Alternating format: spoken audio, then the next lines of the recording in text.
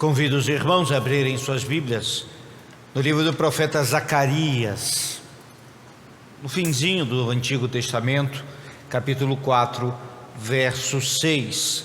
Zacarias, capítulo 4, verso 6. Tem alguns textos da Bíblia que parecem que saltam mais aos olhos e aos ouvidos, quer seja pelo momento, quer seja pela palavra, quer seja pelo nosso próprio momento. Este é um deles. Zacarias 4:6 diz assim a palavra de Deus: prosseguiu ele e me disse: esta é a palavra do Senhor a Zorobabel, não por força nem por poder, mas pelo meu Espírito, diz o Senhor dos Exércitos. Não por força nem por poder, mas pelo meu Espírito, diz o Senhor dos Exércitos. Oremos. Ó Deus, continua a falar ao nosso coração nessa manhã, em nome de Jesus. Amém. Zacarias foi um profeta do exílio. Ele não nasceu em Israel. Nasceu no exílio babilônico e agora, dominado pelo Império Persa. Ciro era o imperador naquela ocasião, e então envia de volta para Israel um grupo de pessoas, liderados por Zorobabel. Zorobabel era descendente de Davi, sim, da linhagem real. E por isso agora era enviado a Israel como governador de Judá, ou melhor ainda, como governador persa de Judá. Ele estava indo com uma parte do povo, mas Zorobabel foi com um desejo muito real no seu coração de reconstruir o templo do Senhor. Exatamente isso, o templo que havia sido destruído 70 anos atrás. O templo de Salomão, o grande templo de Salomão, construído onde não se ouvia barulho de martelo, porque as pedras eram perfeitamente cortadas, feitas e revestidas de madeira no seu interior, com detalhes preciosos e tudo muito bem feito. Sim, aquele templo foi ao chão, por causa do pecado, por causa de um povo que se afastou de Deus, por causa daqueles que se distanciaram do Senhor. Mas agora Zorobabel voltava com a incumbência de reconstruir o templo, e assim também ajudar na reconstrução de toda aquela nação. Zacarias estava lá para falar a Zorobabel. Mas tem alguns detalhes que a gente precisa entender antes de entrar no texto. Primeiro, que Zorobabel, judeu, servo do Senhor, crente no Senhor, foi com a disposição de construir. Quando chegou lá, a primeira coisa que fez foi reconstruir o altar do sacrifício. Foi a primeira coisa que fez para que o povo pudesse voltar a sacrificar e os cultos pudessem voltar a acontecer. É interessante como a gente vive isso nos dias de hoje, quando a gente pode dizer assim, para que o culto volte a acontecer. Isso aconteceu naquela época, meus irmãos. Os cultos não aconteciam, nem os sacrifícios, nem nada. O templo estava destruído. Ora, Zorobabel reconstrói o altar e coloca os fundamentos do novo templo que estavam construindo. E então sobe uma forte oposição contra Israel.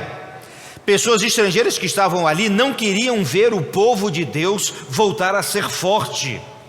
E então começaram a fazer intrigas e mais intrigas. Resultado, a construção, ou melhor, a reconstrução do templo ficou parada por cerca de 15 anos. Isso mesmo, 15 anos parada. E então, depois desse tempo, Deus enviou Zacarias, este profeta, a Zorobabel, para dizer esta palavra. Não por força e nem por violência, mas pelo meu Espírito, assim diz o Senhor. Mais adiante o Senhor vai insistir que ninguém despreze os pequenos começos, e também vai dizer a Zorobabel: você vai reconstruir esse templo até o final. E assim foi. Nesta visão do profeta Zacarias, aqui no capítulo 4, ele tem uma visão de um candelabro, daqueles candelabros chamado menorá, como nós conhecemos, com 7 hastes, que se abastecia de azeite. Esse candelabro estava cercado de 2 oliveiras, que então provinham o azeite para que permanecesse aceso. O templo, meus irmãos, seria construído pelas mãos de Zorobabel. O candelabro fazia parte do equipamento do templo, mas o candelabro também apontava para a direção do Espírito. Em vários momentos o azeite era exatamente associado à ação do Espírito, e assim foi também nesta visão. Diante disso, meus irmãos, aprendemos para nós hoje: não por força ou poder ou violência, como há em outras traduções.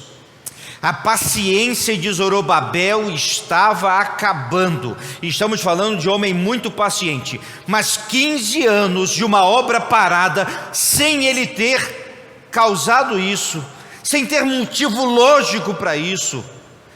15 anos parado por algo que era bom, que era plano de Deus, que era vontade de Deus e do povo. 15 anos parado, Zorobabel estava desanimando. E esta, meus irmãos, é uma palavra que nós como igreja precisamos tratar neste tempo: desânimo. Conheçamos Zorobabel.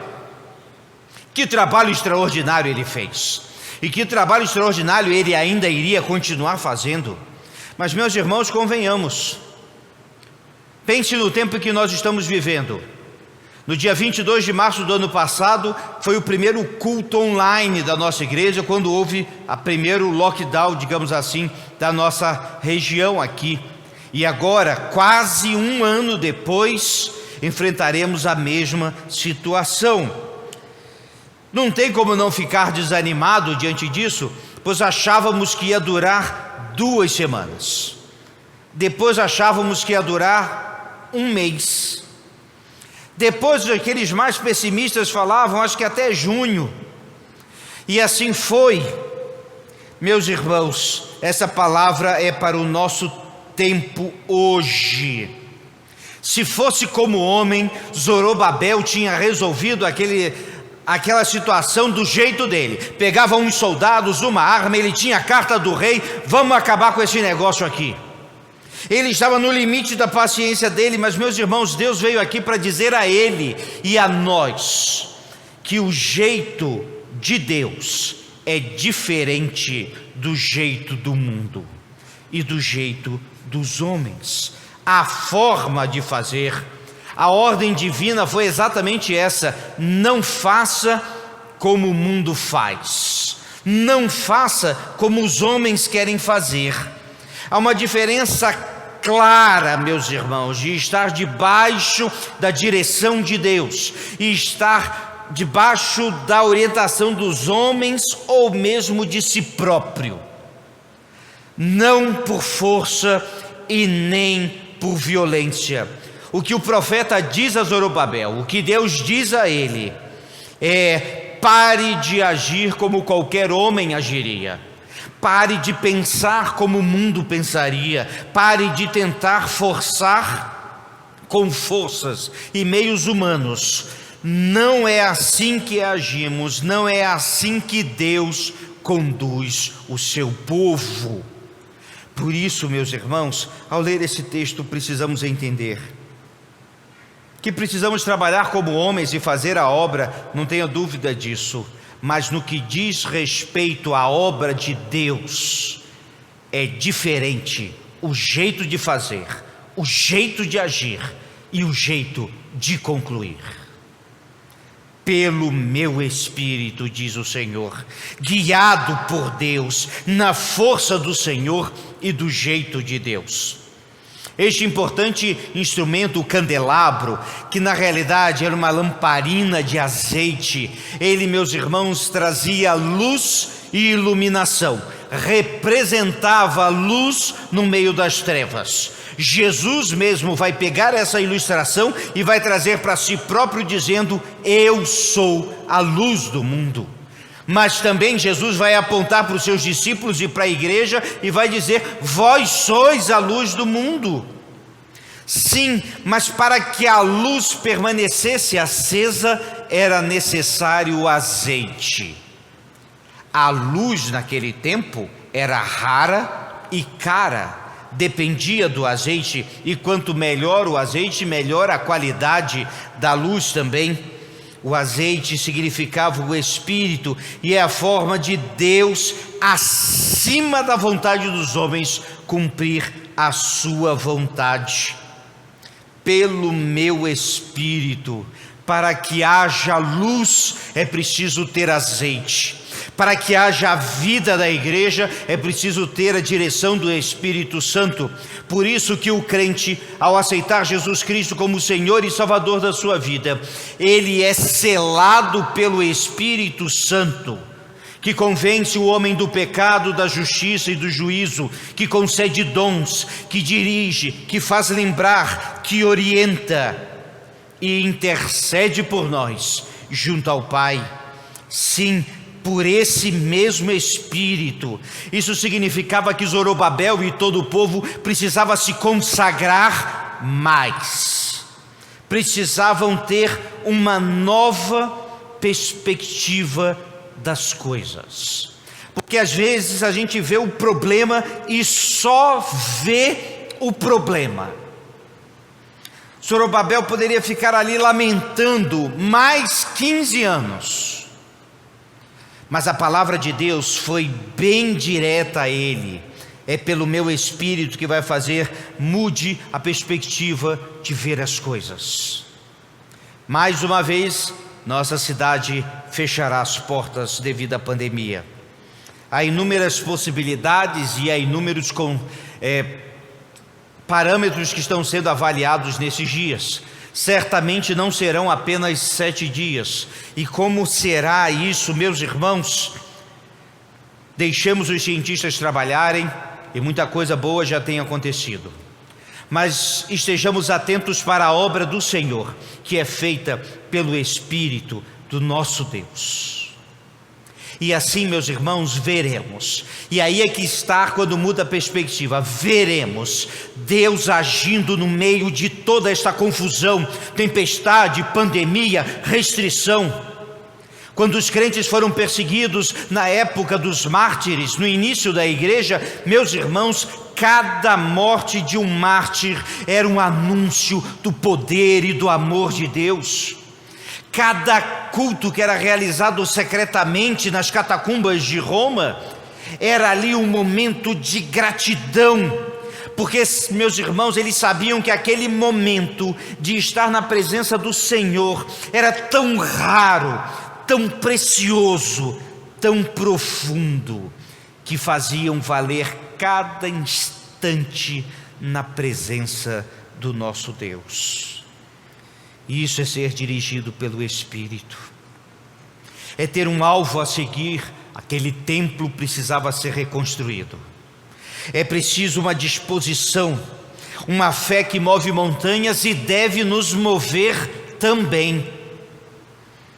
Uma fé que move nessas circunstâncias de realmente, como eu falei no início, desânimo. E como não desanimar?